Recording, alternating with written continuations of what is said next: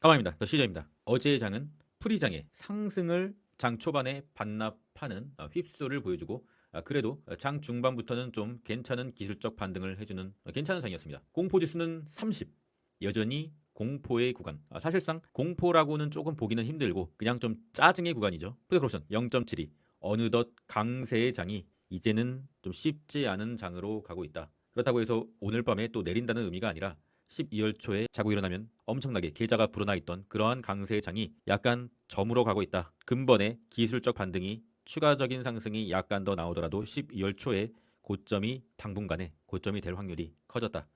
라고 볼 수가 있겠습니다. 뭐 좋은 말만 드리고 싶은데 차트가 그래요 지금. 오늘은 한국 시간 03시에 장이 종료가 되고요. 내일은 크리스마스 휴장이고요. 모레나 돼야 장이 시작하는데 모레는 홍콩, 영국이 또 휴장이고요. 사실상의 금주는 장이 많이 열리지 않는다.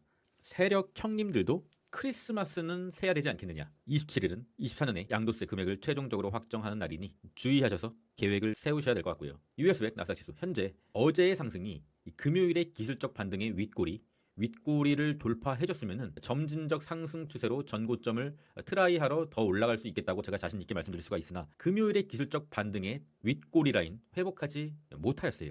회복을 좀 했으면 좋겠는데 사실상 뭐 거의 근처까지는 갔다고 볼 수가 있으나 명확하게 회복을 해주었다고 볼 수가 없다. 그렇기 때문에 여전히 금일 밤에 열리는 장도 반장이잖아요. 새벽 3시에 문 닫아버리는 반장.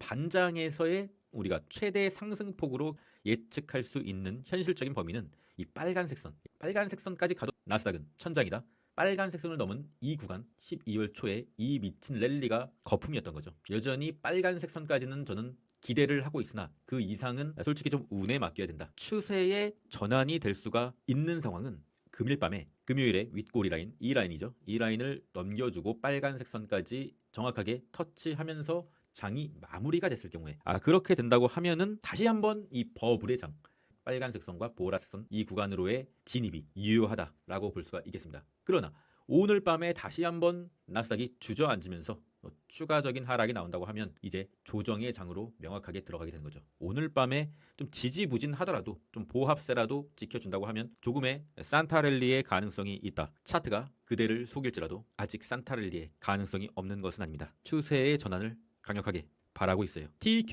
TQ도 마찬가지로 여전히 이 빨간색 선 라인까지는 그래도 반등이 가능하다고 저는 생각하고 있으나 이 빨간색 선을 넘겨야 추세의 전환이다. 다시 상승장으로의 전환이다. 라고 볼 수가 있는 것이죠. 넘겨주기를 강력히 바라고 있습니다. 스토캐스틱 K값이 D값을 아래에서 위로 터치. 크게 나쁜 상황은 아니다. 엔비디아 헤드앤숄더 여전히 헤드앤숄더의 길을 걷고 있고 이 헤드앤숄더가 아닌 상황이 되려고 한다면 이 검정색 라인 돌파해줘야 돼요.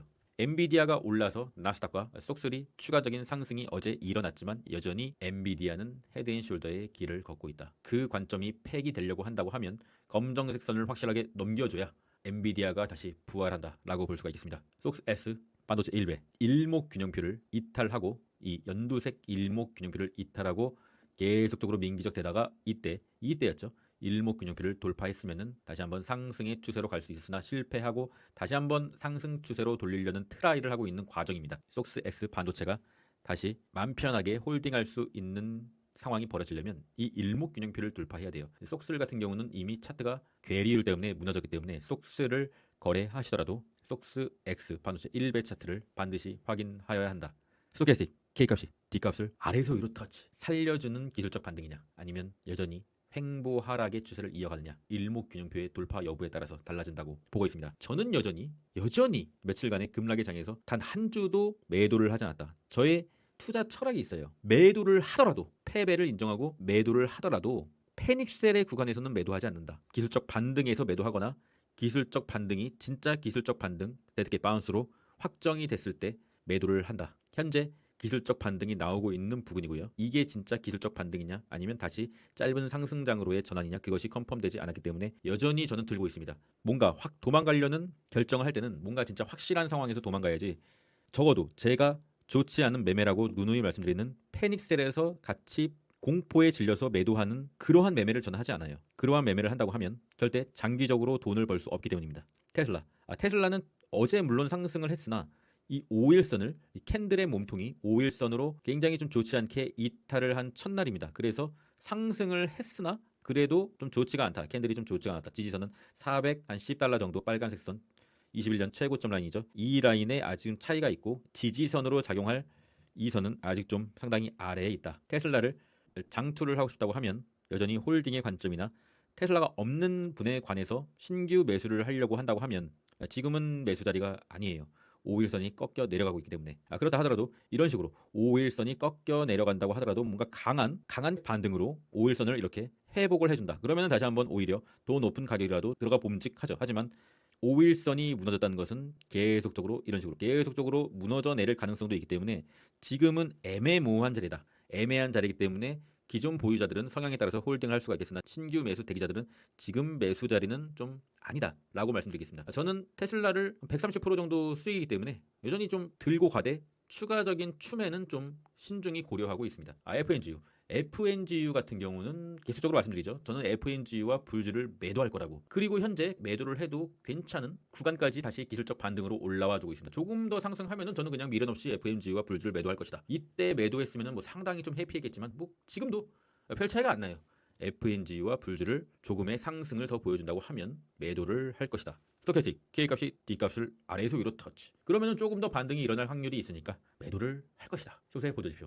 현재 속스 S, MACD 파란색이 다시 한번 음봉이 떴고요. 어제 상당히 많이 속스 X가 내려왔네요. 그러면은 이제 조금 더 내려야지. SQQQ도 조금 더 내려야지. 하지만 여전히 스토캐스틱의 파동은 아직 추세의 하방으로의 전환을 의미하지는 않고 있다. 롱도 숏도 현재는 상당히 좀 어려운 순간이죠. 왜냐? 방향이 정확하게 없으니까. 방향이 있는 상황에서 눌림목이 발생하면 추매를 하는 건데 단기적인 일봉의 방향이 횡보다. 확률은 50대 50이다. 그래서 롱이든 숏이든 어떠한 세력이 우리를 지금 속이고 있다. 알 수가 없게 만든다. 혼란스럽게 만든다. 그렇기 때문에 이 미국 주식은 장투를 해야 하며 장투를 했던 사람들은 수익금이 많이 줄어서 짜증의 단계에 지금 현재 와 있지만 여전히 큰 수익권이다. 더 시저가 24년에 맨 처음에 1월 1일에 올렸던 영상을 보시면은 24년은 상승장이다. 상승장이다 라고 말씀드렸죠. 상승장이 맞았고 25년은 그럼 무엇일까? 25년은 횡보의 전이다. 우리가 3배 레버리지를 맘 편히 내리면 줍줍 떨롱이다. 떨어지면 롱이다. 이렇게 완벽하게 2년 동안 세뇌를 당했다. 23년부터 24년까지 완벽한 우상향의 장으로 우리의 뇌는 완벽하게 그렇게 세뇌를 당한 거잖아요. 그것이 이제 25년에 언젠가 뒤집어지는 날이 올 겁니다, 여러분. 그때 더 시저는 또 돈을 벌 거고요. 모든 것이 뒤집어지는 날이 올 거다. 그렇다고 해서 25년이 하락장이다 이렇게 말씀드리는 건 아니지만 적어도 계속적으로 홀딩을 한 것보다 약간 스윙으로 파도를 발라먹는 매매를 하는 것이 25년은 더 나을 수 있겠다. 23년 말에 처음부터 그렇게 저는 설계를 했었습니다. 그리고 이제 그것을 실행해야죠. 김여사의 순매수 상황은 리커전 파티머 슈티컬스 관심은 별로 없어요. 속스 S 5위에 올라와줬다는 거 상당히 좀 긍정적으로 보이고요. 코인의 공지수 73 USDT 테더의 차트입니다. 코인의 화폐인 이 테더가 내려가줘야 코인 시장이 반등이 올 텐데 좀 내려가주기는 했어요. 그런데 추세의 하방의 전환으로 컨펌이 되려면 이 하락의 채널 이 검정색 라인 밑까지 내려와줘야 된다. 아직은 아니다. 그나마 다행인 건 일목균형표가 테더의 상승을 강하게 막고 있다. 캔들이 일목균형표를 돌파한다고 하면 코인 시장은 끝난 겁니다. 끝난 거예요 그냥. 시즌 종료. 그러나 다행히도 일목균형표가 막아주고 이 캔들이 다시 하방으로 좀 내려오려는 약간의 며칠간 한 3일간의 약간의 추세 하방의 느낌이 보여지긴 하나 명확하게 아직 컨펌은 되지 않았다. 비트코인 도미넌스가 큰 폭으로 내려주면서 알트코인이 약간 소폭의 반등이 나오고 있죠. 비트코인의 횡보, 하락을 좀 하고 있지만 길게 보면은 횡보니까 횡보기에 도미넌스의 하락, 알트코인의 상승이 나오게 된 거죠. 비트코인의 일봉. 현재 비트코인은 횡보예요, 그냥. 횡보고요. 물론 최근 며칠간 계속 내리긴 했으나 여전히 지켜줘야 될 검정색 라인 지켜주고 있고요. 91K 라인 지켜주고 있고요. 여전히 횡보다. 비트코인을 우리가 이러한 급등의 구간에서는 일단 홀딩만 했기 때문에 여전히 큰 수익권이기 때문에 비트코인은 크게 걱정은 안 하고 있습니다. 이더리움은 조금 걱정을 하고 있어요. 이더리움이 도미넌스가 이때였죠. 이때 도미넌스의 얇은 구간, 얇은 일목균형표의 선 구간에서 이때 돌파를 했었어야 되는데 돌파를 못하니까 실망 매물이 계속적으로 나온다. 그리고 다시 하락의 채널을 만들고 어제 살짝 도미넌스가 올라주면서 하락의 채널을 돌파했어야 했는데 돌파를 못했다. 하락의 채널, 검정색 선, 이 라인을 도미넌스가 돌파해줘야 이더의 상승이 다시 시작된다고 보고 있습니다. 이더리움의 일봉입니다. 이더리움의 일봉 같은 경우는 하락의 채널을 옆으로 돌파하고 이제 급락의 기간을 끝내고 횡보를 시작하지 않겠느냐. 일목균형표가 지켜주고 있다. 일목균형표는 여러분 좀 길게 보는 투자를 할 때 좀 유효한 구간입니다. 캔들이 이렇게 횡보를 하다가 일목균형표를 돌파를 한 순간부터 급등이 시작되고요. 일목균형표를 지지를 해줘야 되는데 만약에 여기서 지지를 못하고 일목균형표를 이탈을 한다. 그러면은 단기적으로는 끝난 차트라고 봐야 돼요. 다행히 그런데 이더리움이 일목균형표 구름대를 지지받고 약간 횡보를 시작하고 있죠. 그러면 아직 가능성이 있다라고 볼 수가 있는 것이죠. 어덜스 도미넌스도 마찬가지죠. 일목균형표를 순간적으로 휩소로 이탈하다가 다시 올라왔기 때문에 현재 하락의 채널을 옆으로 돌파하고 있다. 횡보를 조금 시작하고 있는 것 같습니다. 아직 끝나지 않았어. 포기란 물을 쏠 때만 하는 말이잖아. 저는 아직 알트코인을 여전히 수익권인 종목들도 있고요. 포기하지 않았습니다.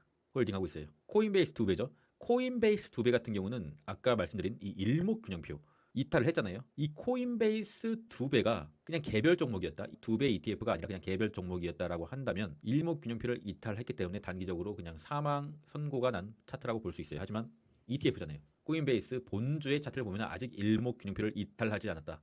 어렵사리 지지를 받고 있다. 그렇기 때문에 코닐이 아직 끝났다라고 보기는 힘든 겁니다. 어차피 2배, 3배 차트 같은 경우는 이렇게 원웨이로 흐르거나 원웨이로 오르는 상황에서는 차트가 괴리율이 발생되기 때문에 정확한 위치를 알아볼 수가 없다. 그렇기 때문에 본주의 차트를 봐야 된다. 아직 코인베이스 같은 경우는 일목균형표를 이탈하지 않기 때문에 끝난 차트라고 보기는 좀 힘들다. 섣부른 판단이다 라고 판단해 주시면 되겠습니다. 더시저스 구독자방에는 418명. 내려가도 좋으니 주가만 올라다오. 이게 무슨 말일까요?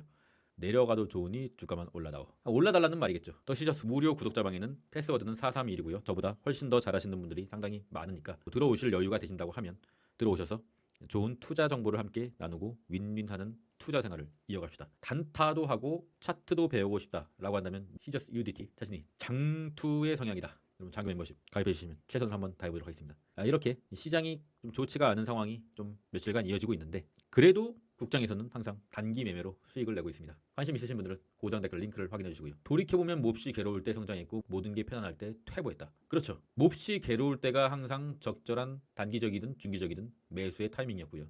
모든 게 편안할 때가 고점이었다. 기억하십시오. 아무 걱정이 없는 주식 시장이라고 하면 그때가 고점입니다. 그럼 전 끝까지 하겠습니다. 이상입니다.